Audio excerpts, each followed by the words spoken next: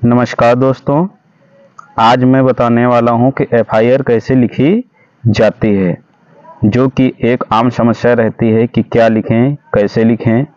चाहे law student हो या कोई आम नागरिक, सबसे पहले ये सोचना पड़ता है सभी को कि एफआईआर में क्या लिखें। आइए हम आप लोगों को आसान भाषा में एक एफआईआर लिखकर बताते हैं कि किस तरह से एफआईआर तैयार की जाती है।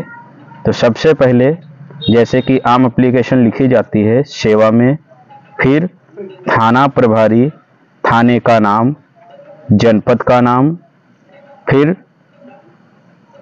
राइट साइड में विषय लिखना होता है कि सब्जेक्ट क्या है, कौन सा अपराध हुआ है, कैसे घटना घटी है। जैसे हमने लिखा हुआ है चोरी की घटना के संबंध में एफआईआर दर्ज कराने हेतु प्रार्थना पत्र। फिर शुरू करते हैं, जो हमारे साथ घटना हुई है उसको लिखना शुरू करते हैं। जैसे मैंने लिख रखा है, मैं संतोष कुमार पुत्र श्री राम प्रकाश निवासी 123 सुभाष नगर, गोविंद नगर, कानपुर, आपसे निवेदन करता हूं कि दिनांक 5 जून 2025 को रात लगभग 1:30 बजे के आसपास मेरे घर में चोरी की घटना घटी।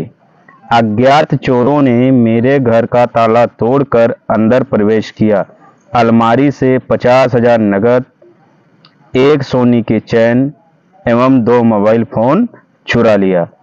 तो यहाँ पे ध्यान देने वाली बात यह है कि जहाँ पे नाम पड़ा हुआ है, जो अभियुक्त, जो पीड़ित का नाम है, तो यहाँ पर नाम अपने हिसाब से चेंज कर सकते हैं। और जो हमने डिटेल रखी हुई है कि अज्ञात चोरों ने, या चोरों का नाम ज्ञात है तो वहाँ चोरों का नाम, उनका पता, ये सारी चीज़ें हम यहाँ पर लिख सकते हैं। चोरी की गई वस्तु 50,000 लिखी हुई है। जैसा सामान चोरी होता है उसी तरह से हम यहाँ एफआईआर में लिख सकते हैं। जैसे सोने की चैन है, 2 मोबाइल हैं, तो सोने की चैन का वजन यदि जानते हो तो वजन लिखवा दो, मोबाइल की detail, phone number, MI number, ये सारी चीज़ें आसानी से डाल सकते हो। फिर घटना की जानकारी देनी होती। घटना की जानकारी मुझे सुबह 6 बजे हुई। जैसे घटना की जानकारी जब रात में चोरी हुई है तो ज़रूरी नहीं कि रात को ही पता चल जाए। जब घटना की जानकारी तुमको हुई हो उस समय का टाइम डालना होता है। मैंने आगे लिख रखा है कि जब मैंने मुख्य दरवाज़ा खुला पाया और सामान अस्त व्यस्त देखा, आसपास के लोगों से पूछताछ की, लेकिन किसी ने कुछ संदिग्ध नहीं देखा। जैसे आम लोगों के साथ होता है, जब चोरी होती है तो दरवाज़ा या दीवार काटकर ऐसे चोरी होती है। जैसे भी चोरी हुई हो, ताला तोड़कर या विंडो निकालकर, उस हिसाब से पूरी घटना लिखनी होती है। यदि किसी ने चोरों को देखा है तो उसकी डिटेल लिखनी होती है। कोई आई विटनेस है तो उसको लिखना होता है कि इस व्यक्ति ने घटना को होते हुए देखा, या चोरों को ये व्यक्ति पहचानता है, तो उसकी भी डिटेल पूरी लिख सकते हो। फिर कृपया उपरोक्त घटना के संबंध में एफआईआर दर्ज कर आवश्यक कानूनी कार्रवाई करने की कृपा करें। बाद में निवेदन करके एफआईआर दर्ज करने के लिए थाना प्रभारी से कहें। यदि और कोई चीज़ें तुमको ऐड करनी है तो आसानी से ऐड कर सकते हो, जिससे कि एफआईआर एक अच्छी तैयार हो। जो जो जानकारी तुमको पीड़ित देता है वो सारी जानकारी लिख सकते हो। फिर नीचे संबंधित विवरण डालना होता है जो एप्लीकेशन एफआईआर लिखवा रहा है। तो एफआईआर लिखवाने वाला का पूरा नाम, पिता के नाम के साथ पूरा पता, मोबाइल नंबर और हस्ताक्षर, ये सारी डिटेल लिखी होनी चाहिए।